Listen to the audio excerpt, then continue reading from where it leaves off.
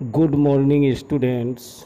Today I will start the first chapter of history, which is tracing change through 1,000 years, यानी कि हजारों वर्षों के दौरान हुए परिवर्तनों की पड़ताल। Take a look at maps. First and second map I was made in 1154 CE by the Arab geographer Al-Idris। मानचित्र 1 और 2 पर नज़र डालिए। अरब भूगोलवेत्ता अल-इद्रिसी ने 1154 में बनाया था। The section reproduced here is a detail of the Indian subcontinent from his larger map of the world।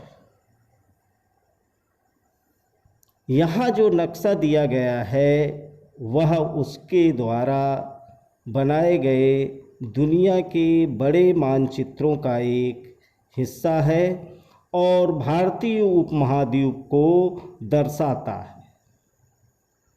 Map 2 was made in the 1720s by a French cartographer। मानचित्र 2 एक फ्रांसीसी चित्रकार ने 1720 में बनाया था। The two maps are quite different even though they are of the same area।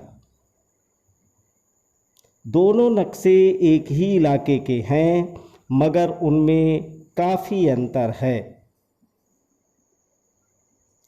In Al-Idrisi map, South India is where we would expect to find North India and Sri Lanka is the island at the top। अल-इद्रिसी के नक्शे में दक्षिण भारत उस जगह है जहां हम आज उत्तर भारत ढूंढेंगे और श्रीलंका का द्वीप ऊपर की तरफ है। Place names are marked in Arabic and there are some well-known names like Kannauj in Uttar Pradesh spelled in the map and Kannauj. जगहों के नाम अरबी में दिए गए हैं और उनमें कुछ जाने पहचाने नाम भी हैं जैसे कि उत्तर प्रदेश का Kannauj. Map 2 was made nearly 600 years after map first। during his time information about the subcontinent had changed considerably। मानचित्र 2 पहले मानचित्र के बनने के लगभग 600 वर्ष बाद बनाया गया। इस कालावधि में उपमहाद्वीप के बारे में सूचनाएं काफ़ी बदल गई थीं। This map seems more familiar to us and the coastal areas in particular are surprisingly detailed. यह नक्शा हमें ज़्यादा परिचित लगेगा, उसमें विशेषकर तटीय इलाकों के बारीक ब्यौरे देखकर आश्चर्य होता है। This map was used by European sailors and merchants on their voyages to discover new territory। यह नक्शा 19 वीं सदी में यूरोपीय सैनिकों द्वारा उपयोग किया गया था जो यूरोप की तटीय सीमाओं की खोज करने के लिए जाते थे। वॉयजेस। यूरोप के नाविक तथा व्यापारी अपनी समुद्र यात्रा के लिए इस नक्शे का इस्तेमाल करते थे। Equally important is the fact that science of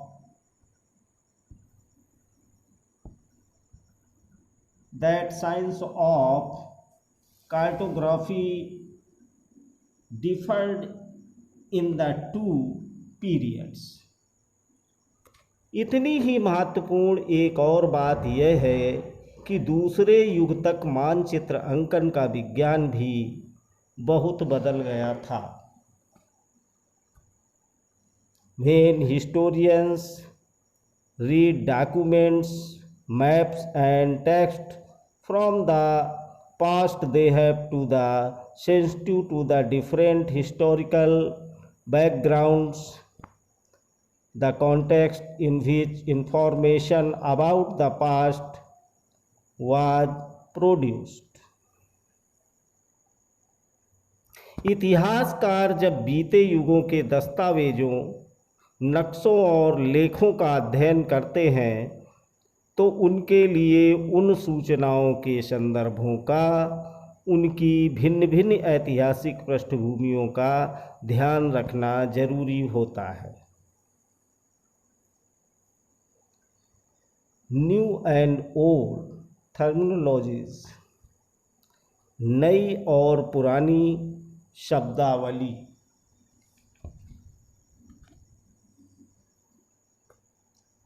If the context in which information is produced change with time, what about language and meanings?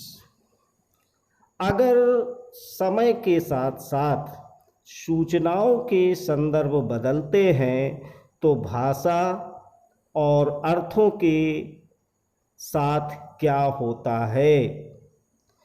Historical records exist in a variety of languages which have changed considerably over the years। ऐतिहासिक अभिलेख कई तरह की भाषाओं में मिलते हैं और ये भाषाएं भी समय के साथ साथ बहुत बदलती हैं।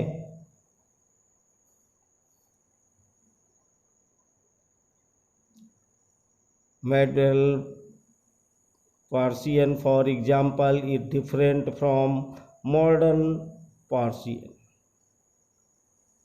उदाहरण के लिए मध्य युग की फारसी आधुनिक फारसी भाषा से भिन्न है। The difference is not just with regard to grammar and vocabulary, the meanings of words also change over time। यह भिन्नता सिर्फ व्याकरण और शब्द भंडार में ही नहीं आई है, समय के साथ शब्दों के अर्थ भी बदल जाते हैं। Take the term Hindustan for example.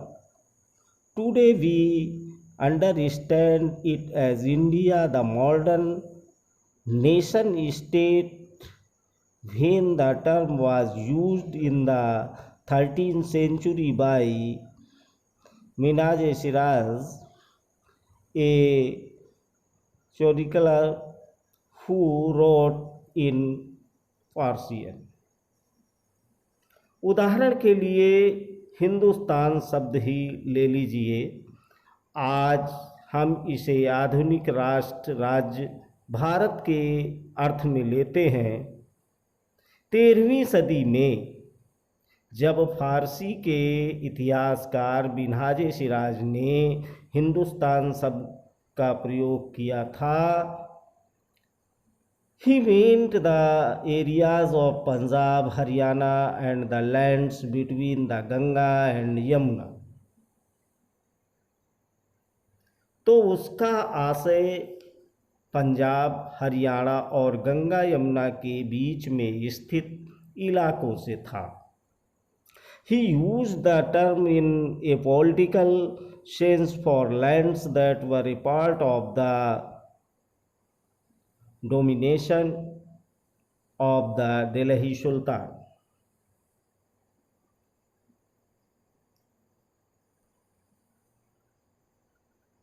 तो उसका आशय पंजाब, हरियाणा और यमुना के बीच में स्थित इलाकों से था और उसने इस शब्द का राजनीतिक अर्थ में उन इलाकों के लिए इस्तेमाल किया जो दिल्ली के सुल्तान के अधिकार क्षेत्र में आते थे।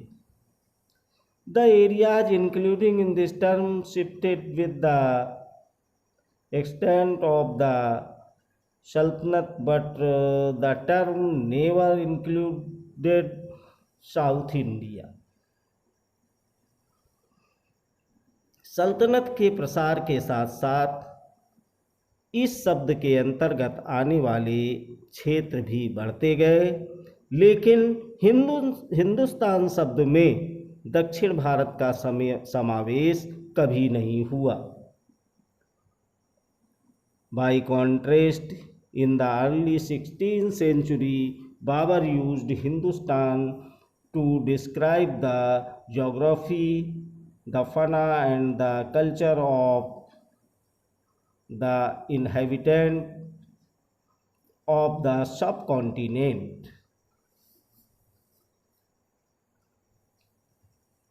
इसके विपरीत 16वीं सदी के आरंभ में बाबर ने हिंदुस्तान शब्द का प्रयोग इस उपमहाद्वीप के भूगोल, पक्षियों और यहाँ के निवासियों की संस्कृति का वर्णन करने के लिए किया।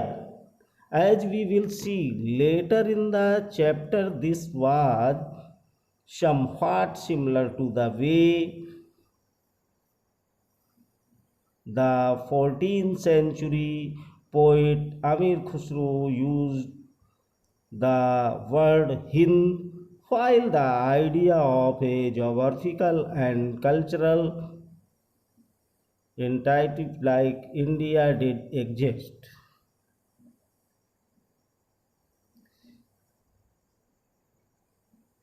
यह प्रयोग 14वीं सदी के कवि अमीर खुसरो द्वारा प्रयुक्त शब्द हिंद के ही कुछ समान था,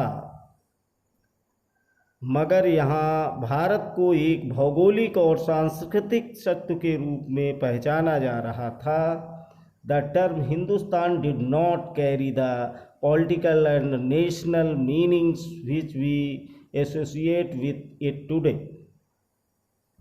वहाँ हिंदुस्तान शब्द से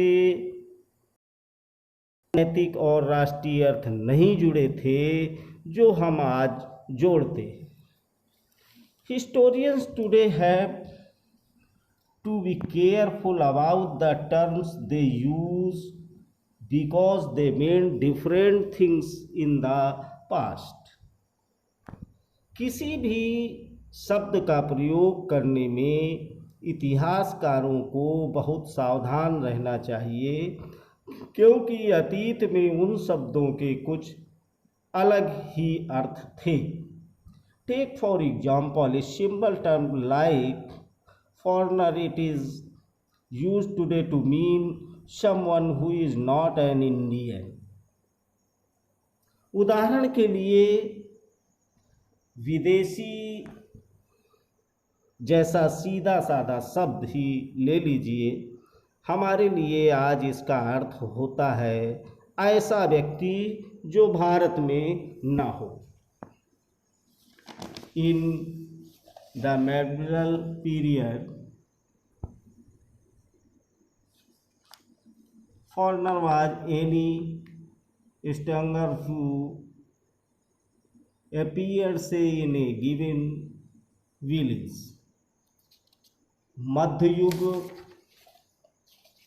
में मानो किसी गांव में आने वाला कोई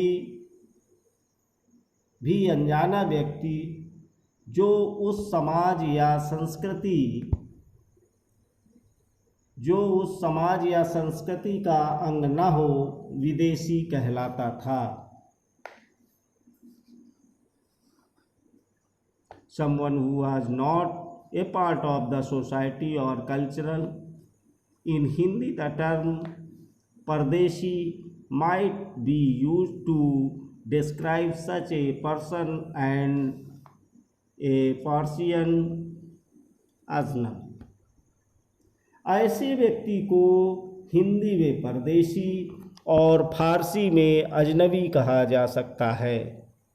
ए city dweller therefore might have regarded a forest dweller as a foreigner, but two peasants living in the same village were not foreigners to each other, even though they may have had different religious or caste backgrounds।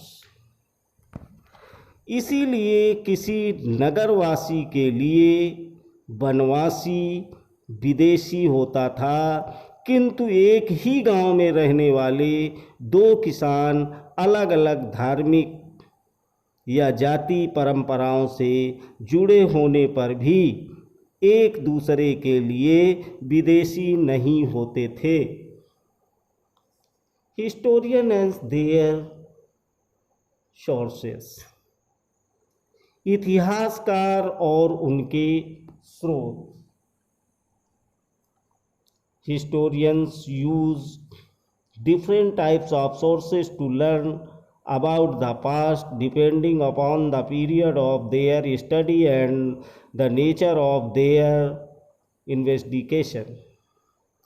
इतिहासकार किस युग का अध्ययन करते हैं और उनकी खोज की प्रकृति क्या है, इसे देखते हुए वे अलग अलग तरह के स्रोतों का सहारा लेते हैं।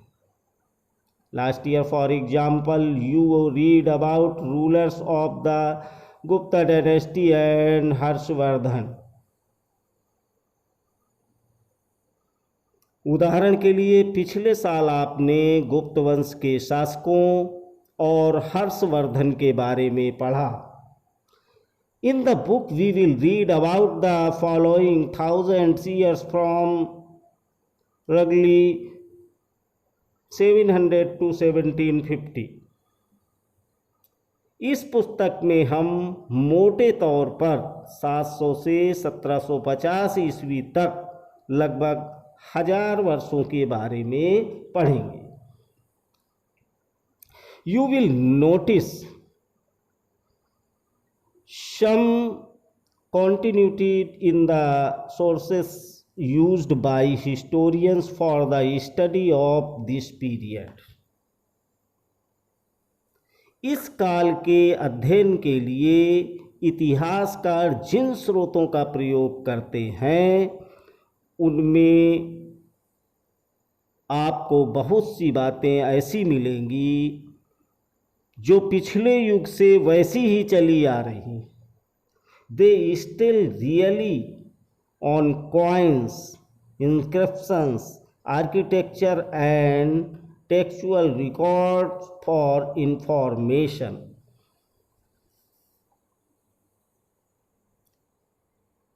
इतिहासकार इस काल के बारे में सूचना इकट्ठी करने के लिए अभी भी सिक्कों, शिलालेखों, स्थापत्य यानी कि भवन निर्माण कला तथा लिखित सामग्री पर निर्भर करते हैं।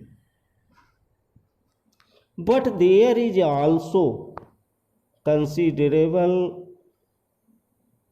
discontinuity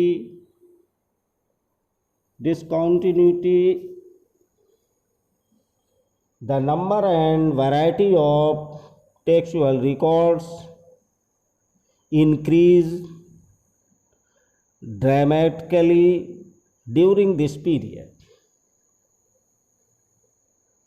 पर कुछ बातें पहले से काफ़ी भिन्न भी हैं। इस युग में प्रामाणिक लिखित सामग्री की संख्या और विविधता आश्चर्य रूप से बढ़ गई है। They slowly displaced other types of available information through the period. Paper gradually become cheaper and more widely available. इसके आगे इतिहासकार सूचनाओं के दूसरे प्रकार के स्रोतों का इस्तेमाल धीरे धीरे कम करने लगे।